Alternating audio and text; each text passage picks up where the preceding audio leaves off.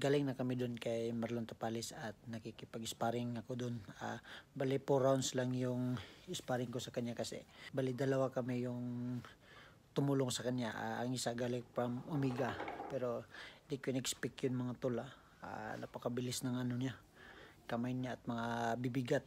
Talagang may paglalagyan din si Naoya pag hindi siya mag-ingat dito sa taong to. Kaya para sa akin kasi naka-sparring ko na siya. Kasi yung unang ka-sparring niya from Omega, tapos 4 rounds lang yun, pero talagang dumugo yung ilong nun eh. Kumbaga nasaktan talaga. Pero yun nga, kaya andito sila sa Baguio kasi manipis yung manipis yung hangin. Kaya ito, papakita ko lang yung highlight namin doon. Pero bawal pa talaga i-post yung mga sparring kasi naka-video ako. Pero bawal pa talagang i-post yung video niya kasi nagpapaalam din ako sa ano niya, pero bawal po ang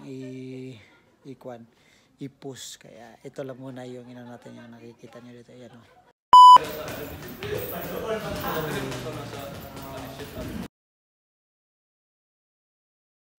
Ayan, diba? Andun talaga kami. At syempre napapicture din ako dyan kay Tapales at saka kay Wonderboy. Pinagtutulungan nila si Tapales talaga. At pinaghahandaan talaga nila yung kalaban nila ng Naoya. Kaya ito lang yung prediction ko lang sa sarili ko. May paglalagyan at may matutumba talaga dito.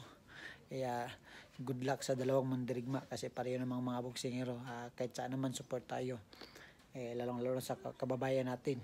Kaya may paglalagyan talaga. So ayun mga tol, antayin niyo yung mga mga ipopost pa natin about kay Tapales kasi sa ngayon bawal pang mag-post ng mga sparring session namin. So ayun lang siguro. Basta talaga, may diin, may bigat at may bilis talaga yung mga suntok niya. Kaya good luck, Unified Champion Marlon Tapales. Good luck sa iyo tol.